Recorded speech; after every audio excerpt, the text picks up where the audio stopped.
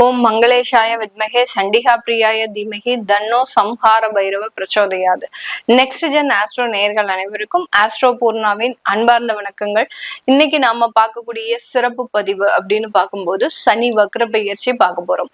சனி வக்ர பெயர்ச்சி அப்படின்றது பாத்தீங்கன்னா இது பெயர்ச்சி கிடையாது.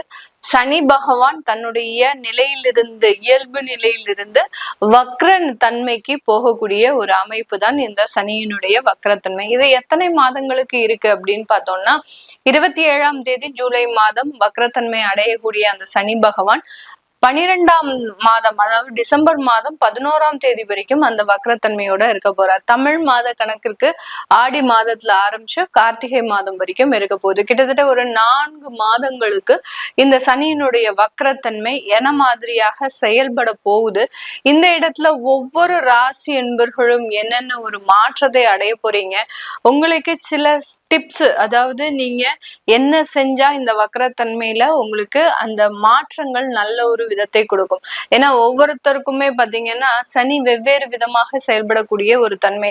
ஒரு நல்ல இடத்துல இருக்கு அப்படின்னா ஒரு 2 அடுத்து பாத்தீங்கன்னா 4 11 இந்த மாதிரியான இடத்துல இருக்கு அப்படின்னா அது வேறு விதமான ஒரு மாற்றத்தை கொடுக்கும். இதே இது மறைவு ஸ்தானமாகப்பட்ட அந்த 3 6 8 12ல இருக்கும் போது அதிகப்படியான பிரச்சனைகளை அதிகப்படியாக கொடுக்கக்கூடிய ஒரு அமைப்பாக இருக்கும். இந்த இயல்பு தன்மையில இருக்கக்கூடிய அந்த சனி பகவான் வக்ரத்தன்மையோடு திரும்பும் போது பாத்தீங்கன்னா வரக்கூடிய ஒரு வாய்ப்புகளும் வரக்கூடிய தோல்விகளும் பாத்தீங்கன்னா ரொம்பவும் விரைவாக வரக்கூடிய ஒரு நேரமாக இருக்கும்.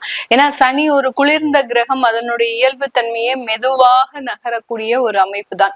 இப்ப வக்ரத்தன்மை அடையும் போது ரொம்ப ஃபாஸ்டா அது செயல்பட போகுது. அந்த ஃபாஸ்டா செயல்படும் போது நமக்கு வரக்கூடிய சில வெற்றி வாய்ப்புகள் பாத்தீங்கன்னா நம்ம எதிர்பாராத நேரத்துல வரும். நம்ம எதிர்பார்த்திருக்கவே மாட்டோம் நமக்கு இந்த மாதத்துல இப்படி எல்லாம் இருக்கும் அப்படின்னு எதிர்பார்த்திருக்கவே மாட்டோம். அந்த சனியினுடைய வக்ரத்தன்மை அந்த வாய்ப்புகளை உங்களுக்கு மிகவும் துரிதமாக கொடுக்கும்.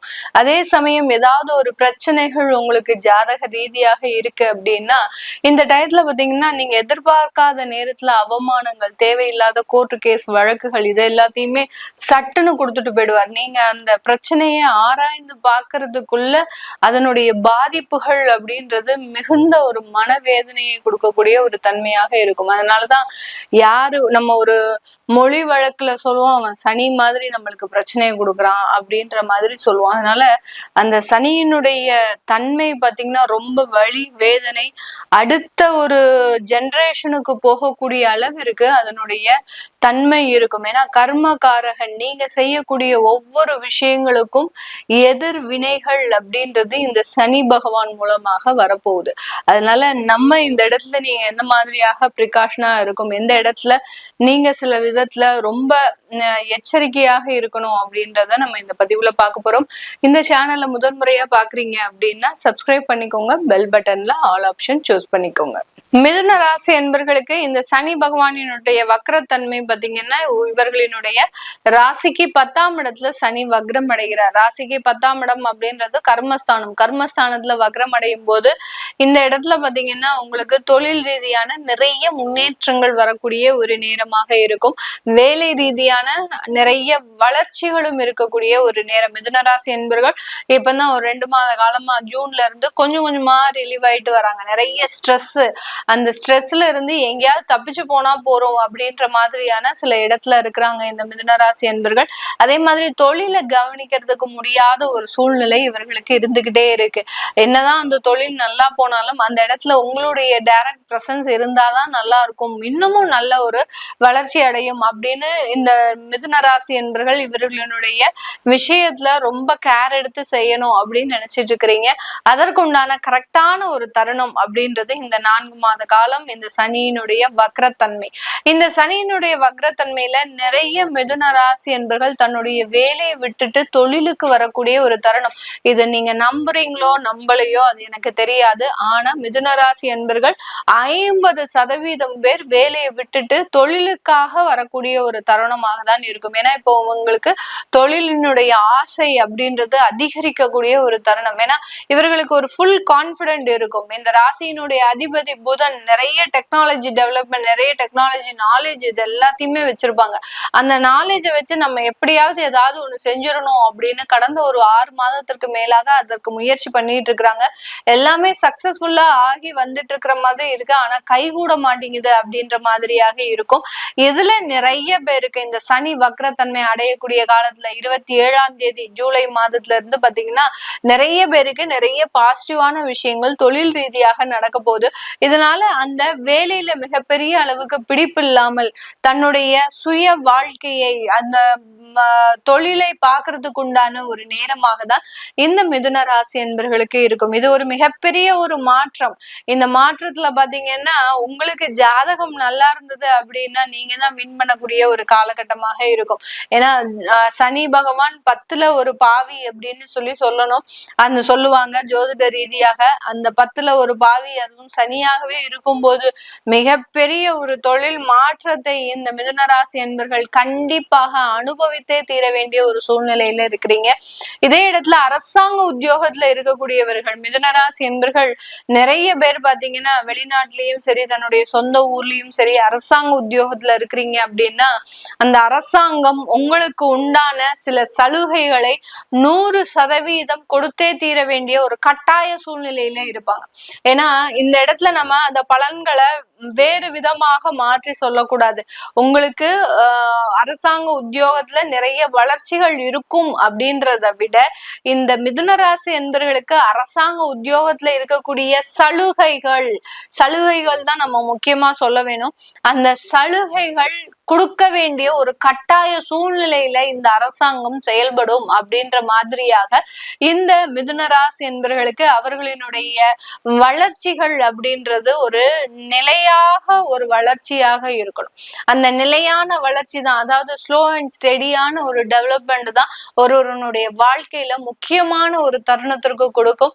அதுல இந்த மிதுன ராசி என்பவர்கள் 100% அமைப்பு வாய்ந்தவர்கள். ஏன்னா தன்னுடைய 45 வயது வரைக்கும் எந்த விதமான ஒரு ஆசைக்கும் எந்த விதமான ஒரு வாழ்க்கையினுடைய பொருளாதார வளர்ச்சிக்கும் ஆளாகாதவர்கள் இனி வரக்கூடிய காலங்கள்ல தன்னுடைய வளர்ச்சிக்கு மட்டுமே இடம் கொடுக்கக்கூடிய ஒரு நபர்களாக தான் இருக்க போறாங்க. இந்த இடத்துல இந்த மிதுன ராசி என்பவர்கள் தன்னுடைய குழந்தைகள் மீது அதிகப்படியான ஒரு அக்கறை வாய்ந்த ஒரு நபர்களாக தான் இருப்பாங்க. ஏன்னா 10ஆம் பார்வையாக சனி பகவான் 10ஆம் பார்வையாக உங்களுடைய 7ஆம் இடத்தையும் பார்க்கிறார். அடுத்து பாத்தீங்கன்னா உங்களுடைய 10ஆம் இடத்திலேயே இருக்கிறார். அடுத்து உங்களுடைய 4ஆம் இடத்தையும் பார்க்கிறார். அந்த 4ஆம் இடம் அப்படின்றது சுகஸ்தானம். அடுத்து பாத்தீங்கன்னா சொத்துக்களை குறிக்கக்கூடிய ஒரு அமைப்பு. இந்த இடத்துல இந்த மிதுன ராசி என்பவர்கள் தன்னுடைய குழந்தைகளுக்காக ஒரு வீடு கட்டணும், தன்னுடைய குழந்தைகளுக்காக அடுத்த ஒரு ஜெனரேஷனுக்காக நல்ல ஒரு சேவிங்ஸ சேர்த்து வைக்கணும் அப்படின்ற மாதிரியான ஒரு நிலைப்பாட்டிற்கு வரக்கூடிய ஒரு நேரமாக தான் இந்த மிதுன ராசி என்பவர்களுக்கு இருக்கும். அதனால நிறைய சொத்துக்கள் வாங்க போறீங்க, நிறைய ஒரு மாற்றங்கள் வரப்போகுது, நிறைய வளர்ச்சிகளை அடைவதற்குண்டான ஒரு நேரமாக தான் இருக்கும். அப்ப சனி வக்ரத்தன்மையோட உங்களுடைய 4ஆம் இடமான சுகஸ்தானத்தை பார்க்கிறது. இதுல ஏதாவது ஒரு டவுட் எல்லாருக்குமே வரும். சுகஸ்தானம் அப்படின்றது பாத்தீங்கன்னா உங்களுடைய உடல் தேகத்தை குறிக்கக்கூடிய ஒரு நேரம், ஒரு அமைப்பு தான். அந்த தேகத்துல இருக்கக்கூடிய சில பிரச்சனைகள், சோம்பேறித்தனம், அடுத்து உடல் ரீதியான ஒரு மந்தத்தன்மை, இது எல்லாமே இந்த சனி வக்ரம் முழுமையாக நீக்கக்கூடிய ஒரு நேரம்.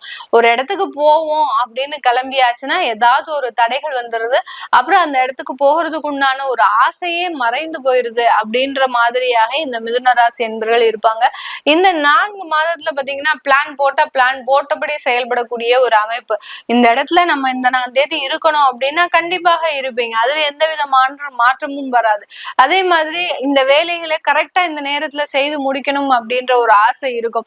அதையும் செய்து முடிக்கக்கூடிய ஒரு தன்மை. அதனால இந்த மந்தத்தன்மை முழுமையாக நீங்கி தேக ஆரோக்கியம் பெறுவதற்குண்டான ஒரு நேரமாக தான் இந்த மிதுன ராசி என்பர்களுக்கு இருக்க போது. திருமணம் சம்பந்தப்பட்ட சில விஷயங்கள்ல இதுவரைக்கும் திருமண வரன்களே வரல அப்படின்னு சொல்றவங்களுக்கு முழுமையாக அந்த வரன் போன்ற வாய்ப்புகள் வரக்கூடிய ஒரு நேரமாக தான் இருக்கும். அடுத்து வேலை ரீதியான வெளிநாட்டுல இருக்கக்கூடியவர்கள் இது வரைக்கும் நிறைய பிரச்சனைகளை அனுபவிச்சிருப்பீங்க. எப்பண்டா வேலை போகும் தெரியல. அந்த வேலை போனாலும் அடுத்து நான் கமிட்மெண்ட்டுக்கு என்ன செய்ய போறேன், என்னுடைய குடும்பத்தை விட்டு நான் தனியா இருக்கிறேன். குடும்பத்துல இருக்கக்கூடிய நபர்கள் ஒவ்வொருத்தரும் என்ன எதுவாவது பேசிக்கிட்டே இருக்கிறாங்க. ஒரு மைண்ட் டென்ஷனாவே இருக்கு. எப்ப பார்த்தாலும் ஒரு டிப்ரெஷன், தேவையில்லாத சண்டை சச்சரவுகள் இப்படியே போயிட்டு இருக்கு மேடம் காலம். இதெல்லாம் எப்பதான் நிவர்த்தி ஆகும்? கண்டிப்பாக இந்த 4 மாத காலகட்டத்துல இந்த மிதுன ராசி என்பர்கள் இந்த மாதிரியான ஸ்ட்ரெஸ்ல இருந்தெல்லாம் வெளிவரக்கூடிய ஒரு நேரமாக தான் இருக்க போகுது. இந்த இடத்துல மிதுன ராசி என்பர்களுக்கு ஏதாவது ஒரு நெகட்டிவான விஷயங்கள் இருக்கா அப்படின்னு கேட்கணும். நெகட்டிவான விஷயங்கள் கண்டிப்பாக இருக்கு. என்ன மாதிரியான விஷயங்கள் அப்படின்னா, உயர்கல்வி படிக்கக்கூடிய இடத்துல அதை படிக்க முடியாம உங்களுக்கு டிஸ்டர்பன்ஸ் ஏற்படக்கூடிய ஒரு தருணம். அடுத்து பாத்தீங்கன்னா, அந்த கல்விக்குண்டான ஒரு படிப்பு இப்பதான் படிச்சு முடிச்சிருக்கிறோம், ஆனா அந்த கல்விக்குண்டான படிப்பு அப்படின்றது எனக்கு கிடைக்கல அப்படின்ற மாதிரியான சில நெகட்டிவான ஒரு விஷயங்கள் நடக்கக்கூடிய ஒரு நேரம். அடுத்து 2வது திருமணத்துல சில பிரச்சனைகள் வரக்கூடிய ஒரு நேரம். அதாவது ஜனவரி மாசம் 2வது திருமணம் ஆச்சு எனக்கு ஜூன் மாசத்துல இருந்து ஒரே பிரச்சனையா இருக்கு. ஏன்டா 2வது மேரேஜ் பண்ணணும் அப்படின்னு தெரியல அப்படின்ற மாதிரியாக இருக்கு. இந்த மாதிரியாக 2வது திருமணத்துல பிரச்சனைகள் அப்படின்றது கண்டிப்பாக இருக்கக்கூடிய ஒரு நேரமாக தான் இந்த சனி வக்ரத்தன்மை இந்த மிதுன ராசி என்பர்களுக்கு கொடுக்கப்படுறாரு. அப்போ இந்த இடத்துல இந்த மிதுன ராசி என்பர்கள் செய்ய வேண்டிய சில விஷயங்கள், அதாவது ஆன்மீக பரிகாரம் அப்படின்ற மாதிரியாக என்ன செஞ்சா இவர்களுக்கு நல்ல ஒரு சேஞ்சஸ் வரும். ஏன்னா சனி இயல்பு தன்மையில இருக்கிறத விட வக்ரத்தன்மையில தான் இந்த மிதுன ராசி என்பர்கள் நிறைய ஒரு மாற்றங்களை பெற போறாங்க. அப்படி இருக்கக்கூடிய இடத்துல இவர்களுக்கு என்ன செய்தால் நம்மளுக்கு நல்ல ஒரு சேஞ்சஸ் வரும் அப்படின்னு கேட்டீங்கன்னா, இந்த மிதுன ராசி என்பர்கள் பெருமாள் கோயிலாக போறீங்க, பெருமாள் கோயிலுக்கு போறீங்க அப்படின்னா அங்க இருக்கக்கூடிய கருடாழ்வாரை பிரார்த்தனை பண்ணுங்க. அந்த கருடாழ்வாருக்கு ஒரு 6 தீபம் ஏற்றி பிரார்த்தனை செய்ய வேண்டும். அந்த 6 தீபம் ஏற்றும் போது உங்களுடைய நெகட்டிவான சில விஷயங்கள் நல்ல ஒரு மாற்றத்தை அடைவதற்குண்டான ஒரு நேரம். ஏதாவது வழக்குகள் இருந்தது அப்படின்னா அந்த கருடாழ்வாரினுடைய பிரார்த்தனையின் மூலமாக நிறைய ஒரு சேஞ்சஸ் பெற முடியும். இதே இது சிவன் கோயிலுக்கு நாங்க போறோம், நிறைய பேர் பாத்தீங்கன்னா இந்த சிவன் கோயிலுக்கு தான் போவோம், பெருமாள் கோயிலுக்கு தான் போவோம் அப்படின்ற மாதிரியாக சில விஷயங்களை வச்சிருக்கிறாங்க. எல்லாமே ஒண்ணுதான். எந்த விதத்துல எந்த இடத்துல நீங்க எப்படி ஆத்மார்த்தமாக பிரார்த்தனை பண்றீங்க அப்படின்ற ஒரே ஒரு விஷயம்தான் உங்களுடைய பிரச்சனையை தீர்க்க போகுது. அதனால சிவன் கோயிலுக்கு போறவங்க அங்க இருக்கக்கூடிய கால பைரவருக்கு 9 தீபம் ஏத்துங்க.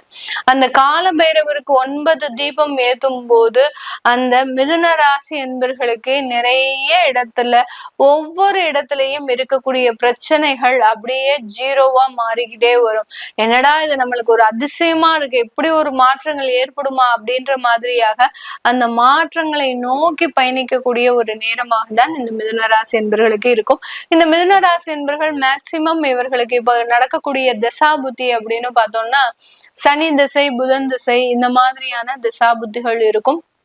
இந்த தசாபுத்திகள் இருக்கக்கூடிய நபர்கள் ரொம்ப கேர்ஃபுல்லா ஒவ்வொரு இடத்துலயும் ரொம்ப அந்த மூவ் ஃபார்வர்ட் பண்ணும்போது ஒவ்வொரு இடத்துலயும் ரொம்ப கேர்ஃபுல்லா எடுத்து வைக்க வேண்டிய தருணமாக இருக்கு. அதை பார்க்கணும் விருப்பப்படுறவங்க கீழே இருக்கிற நம்பருக்கு வாட்ஸ்அப்ல அப்பாயின்மெண்ட் வாங்கிக்கிட்டு நீங்க கன்சல்ட் பண்ணிக்கலாம்.